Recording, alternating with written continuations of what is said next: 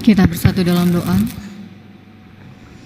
Damai sejahtera Allah yang melampaui segala akal, itulah yang memelihara hati dan pikiran saudara-saudari sekalian di dalam Kristus Yesus Tuhan kita.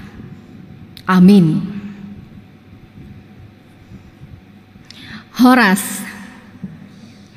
Saudara-saudari yang terkasih dalam Tuhan Yesus Kristus, terlebih jemaat terkasih yang ada di rumah masing-masing, di hari ini, hari yang indah, Tuhan boleh mengizinkan kita beribadah kembali. Oleh karena itu kita akan mendengar kebenaran firman Tuhan. Mari kita buka firman Tuhan hari ini yang terdapat di dalam kitab Mazmur pasal 42 ayat 1 sampai 6. Saya akan membacakan untuk kita semua. Kerinduan kepada Allah. Untuk pemimpin biduan, nyanyian pengajaran Bani Korah. Seperti rusa yang merindukan sungai yang berair, demikianlah jiwaku merindukan Engkau ya Allah. Jiwaku haus kepada Allah yang hidup. Bilakah aku boleh datang melihat Allah? Air mataku menjadi makananku siang dan malam, karena sepanjang hari orang berkata kepadaku, "Di mana Allahmu?" Inilah yang hendak ku ingat, sementara jiwaku gundah gulana. Bagaimana aku berjalan maju dalam kepadatan manusia, mendahului mereka melangkah ke rumah Allah dengan suara sorak-sorai dan nyanyian syukur dalam keramaian orang-orang yang mengadakan perayaan. Mengapa engkau tertekan, hai jiwaku, dan gelisah di dalam diriku? Berharaplah kepada Allah, sebab aku akan bersyukur lagi kepadanya, penolongku dan Allahku. Sampai di situ pembacaan firman Tuhan. Saudara-saudari yang terkasih dalam Tuhan Yesus Kristus, pernahkah kita merasakan rasa rindu? Rasa rindu yang luar biasa. Atau rindu kepada seseorang pada saat ini, kalau anak-anak muda istilahnya sekarang yang sedang lagi LDR, ya. Atau juga orang tua yang sedang rindu kepada anak-anaknya yang tidak bisa bertemu, atau sebaliknya anak-anak yang sedang rindu kepada orang tua. Dan rindunya itu luar biasa, kapan bisa berjumpa langsung? Karena itu kita semua pasti pernah merasakan rasa rindu. Pada saat ini kitab Mazmur mengungkapkan kerinduannya seperti rusa. Seperti rusa yang merindu sungai yang berair. Demikianlah jiwaku merindukan Engkau ya Allah. Kenapa pemazmur memakai rusa? Saudara yang terkasih, rusa itu kecil. Pasti kita semua pernah melihat rusa ya. Rusa ini kecil dan kakinya kecil. Tetapi rusa walaupun kakinya kecil, dia sangat lincah kalau naik atau mau ke atas bukit. Batu-batu kerikil pun tidak bisa menghalanginya. Dan dia diintip oleh binatang buas. Lalu saat itu pemazmur merasakan hatiku seperti itu. Dan juga rusa sangat bergantung hidupnya, yaitu dengan air. Dikatakan di sini dia akan mencari sungai yang berair. Saudara yang terkasih tahu bahwa air adalah bagian penting di dalam kehidupan kita. Kalau saya baca sumber, dalam tubuh kita ini 60-70% terdiri dari air. Jadi ada kata istilah lebih baik tidak makan daripada tidak minum. Ya. Air menjadi satu kebutuhan pokok di dalam kehidupan. Seperti itulah pemazmur mengungkapkan kerinduannya kepada Allah yang hidup. Dan selanjutnya dia juga mengatakan jiwaku haus. kepada Allah yang hidup, bilakah aku boleh datang melihat Allah? Dia mengingat kembali bagaimana saat-saat bersama-sama bersyukur memuji Tuhan di bait Allah.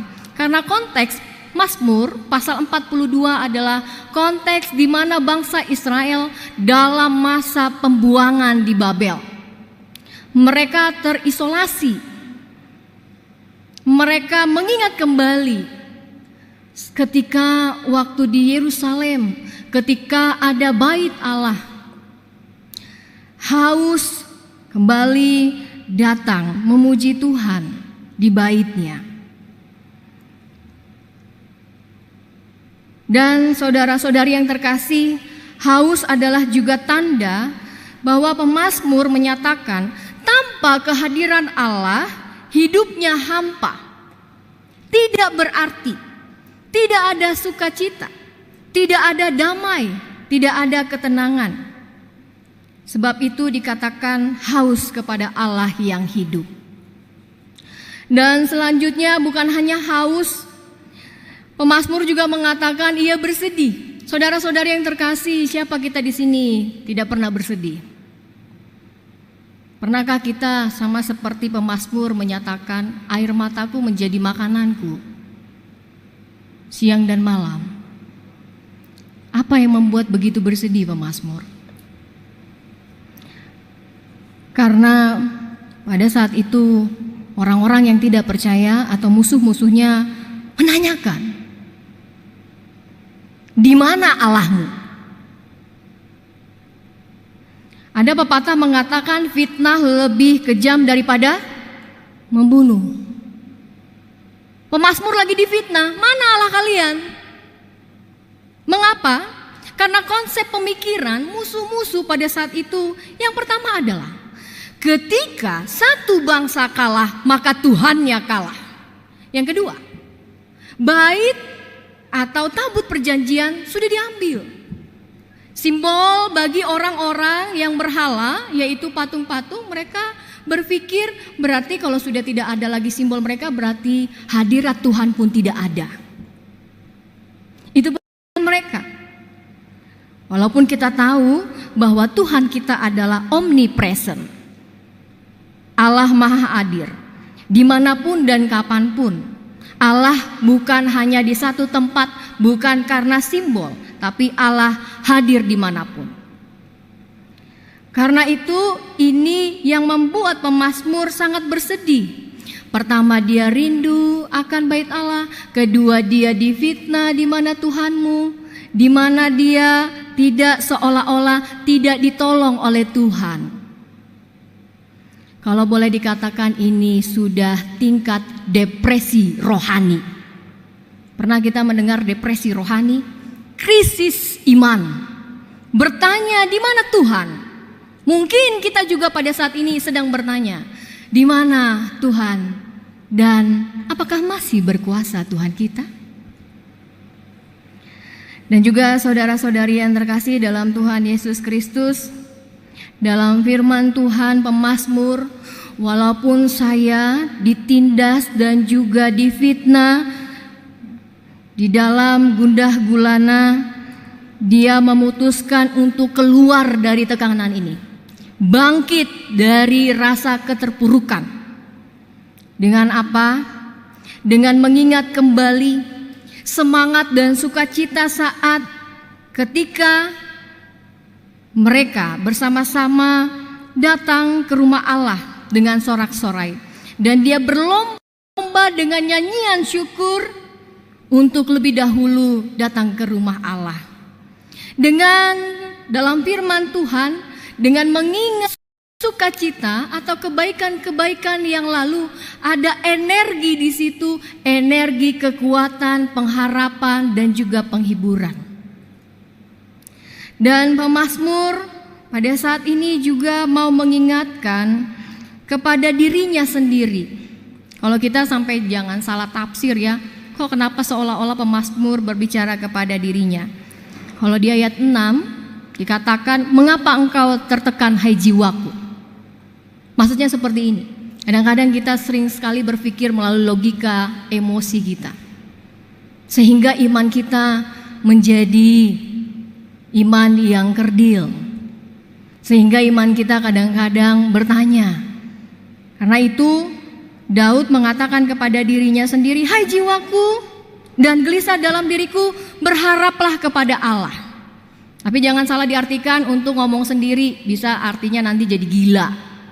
Ya. Tapi pada saat ini konteksnya adalah meyakinkan kepada dirinya supaya jangan hanya bersandar kepada logika dan kemampuan kemanusiaan untuk mengukur kuasa Tuhan di dalam menyelamatkan bangsanya. Dalam firman Tuhan pada saat ini, apa yang ingin diingatkan kepada kita? Yang pertama, dalam pemazmur kita diingatkan, apakah kita sedang haus pada saat ini? Apakah kita sedang haus kehadirat Allah? Apakah kita haus untuk bersama-sama berkumpul di gereja ini atau di rumah Tuhan? Mungkin kita semua menjawab, kita haus. Sebab itu, mari kita datang kepada Tuhan berseru memanggil namanya.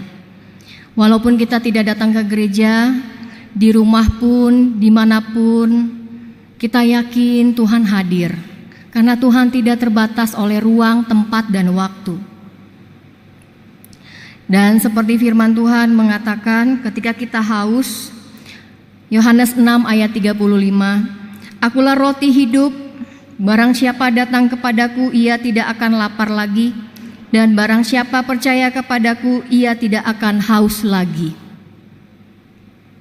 Dan saat ini juga kita berkumpul, kadang-kadang saya berenung, untuk orang yang malas gereja, suku-suku rohaku, las dorohana, badang be, lau tu gereja. Ya? Mungkin ini juga ada maksud dari kejadian yang kita alami saat ini. Mudah-mudahan yang tadinya malas ke gereja, dia tetap beribadah kepada Tuhan bersama dengan keluarga-keluarga. Mungkin itu juga yang dirindukan. Bersama-sama beribadah. Karena seperti firman Tuhan Matius 18 ayat 20. "Sebab di mana 2 atau 3 orang berkumpul dalam namaku, di situ aku ada di tengah-tengah mereka." Hari ini kita yakin Tuhan ada di tengah-tengah kita. Dan juga dikatakan firman Tuhan Yakobus 4 ayat 8. "Mendekatlah kepada Allah, maka Ia akan mendekat kepadamu." Tuhan itu dekat, tapi kadang-kadang kita tidak kasih ruang untuk ruang Tuhan menyapa hati dan pikiran kita. Karena itu mari kita mendekat kepada Tuhan. Dan selanjutnya yang kedua, kita diingatkan jika kita bersedih, jika kita hati ini saat ini gundah gulana, galau, tertekan, sampai depresi iman, krisis iman, karena keadaan, karena cobaan, atau karena saat ini mungkin ada dampak dari keadaan COVID atau Corona ini. Ada yang tidak dapat jualan lagi, tidak dapat bekerja atau PHK, atau tidak dapat mencari nafkah seperti biasa, atau juga sering mengalami pergumulan sakit penyakit. Karena banyak hal kita bisa bersedih, gundah gulana, atau kata istilah sekarang yaitu galau. Dan bahkan banyak sekarang juga yang sudah mulai jenuh di rumah, bosan di rumah. Begitu juga anak-anak sekolah sudah bingung, atau yang sedang studi banyak sekali tugas, tambah tugas. Jadi kebosanan terjadi. Namun firman Tuhan hari ini mengingatkan untuk bangkit dan jangan menyerah akan situasi yang sulit. Agar tetap ada sukacita. Dengan apa? Dengan mengingat kuasa Tuhan. Hari ini kita diingatkan kembali Yesus mati bangkit untuk kita. Itu adalah jaminan hidup. Sesaat mungkin kita seolah-olah merasa doa kita belum dijawab Tuhan. Kenapa Tuhan belum ada antivirus corona dan lain sebagainya. Semua sedang berproses dan kita perlu ingat waktu Tuhan bukan waktu manusia. Saat ini dalam firman Tuhan kita mau mengingat kebaikan Tuhan. Apa maksud dari Tuhan untuk kejadian yang sedang dialami di dunia ini? Ketika kita berfokus kepada Tuhan, maka ada hal yang positif. Apa hal positifnya? Yang pertama, sering kita ungkapkan, kita bisa berkumpul dengan keluarga. Dan yang kedua, udara jadi bersih. Dan yang ketiga, lebih menjaga pola hidup yang sehat, makan bergizi, berjemur, minum jamu-jamuan atau rempah-rempahan, olahraga, dan lain sebagainya. Dan yang keempat, rajin berdoa, bergumul terus bersama dengan Tuhan. Bukan hanya saya, Anda, tapi kita semua bergumul, bersama-sama bermohon kepada Tuhan. Hingga kita sama-sama boleh menyatakan di ayat 6, hai jiwaku dan gelisah di dalam diriku, berharaplah kepada Allah, sebab aku akan bersyukur lagi kepadanya, penolongku dan Allahku. Dan kalau kita punya beban berat, kata firman Tuhan Matius 11 ayat 28, marilah kepadaku semua yang letih lesu, aku akan memberi kelegaan kepadamu. Hanya dengan Tuhan kita punya kelegaan. Hanya bersama dengan Tuhan kita mampu. Dan janji Tuhan, aku menyertai engkau sampai akhir zaman. Dia tahu, dia peduli. Dan ingatlah firman Tuhan minggu. Pada saat ini temanya songon poso-poso neb baru tubuh. Itu adalah umpama bahwa kita adalah poso-poso neb baru na tubuh, karena kita sudah ditebus dengan darah Kristus. Dan Tuhan tidak akan pernah meninggalkan kita. Mari datang kepada Tuhan, sebab Dia adalah sumber kehidupan kita. Amin.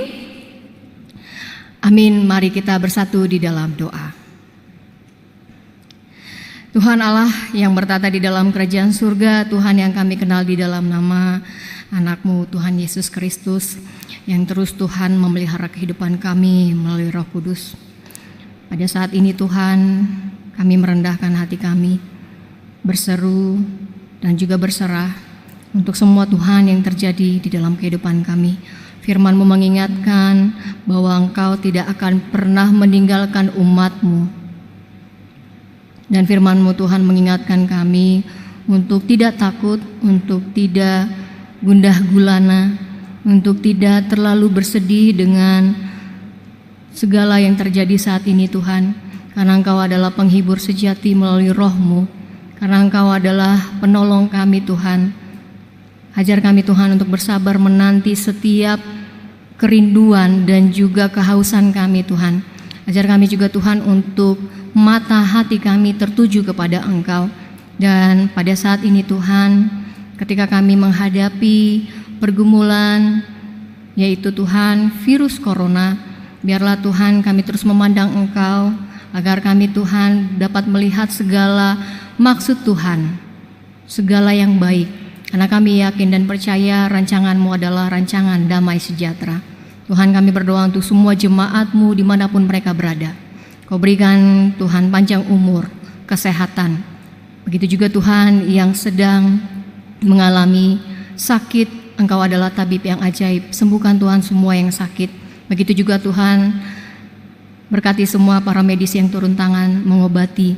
Kami juga berdoa Tuhan pada saat ini semua yang sedang sakit, begitu juga Tuhan sakit hati, Engkau boleh menyembuhkan, Engkau boleh yang menyentuh Tuhan, agar tidak mengingat semua keburukan atau rasa sakit hati. Namun Tuhan ada roh untuk memaafkan Tuhan, agar boleh hidup dalam damai sejahtera. Pada saat ini juga Tuhan kami berdoa, biarlah Roh Kudus-Mu selalu mengajarkan kami untuk memberikan waktu dan juga pikiran hidup kami memuji memuliakan nama-Mu selama kami ada di dunia ini. Oleh karena itu Bapa yang baik, kami serahkan kerinduan kami. Lebih dari apa yang kami ungkapkan, Engkau tahu. Engkaulah Tuhan yang menyempurnakan. Kami juga berdoa Tuhan untuk setiap keluarga, Engkau tambahkan sehati sepikir. Begitu juga Tuhan dalam setiap gereja-Mu bersatu terus untuk melayani Engkau. Terpujilah Engkau selalu, di dalam nama Yesus Kristus kami berdoa, amin.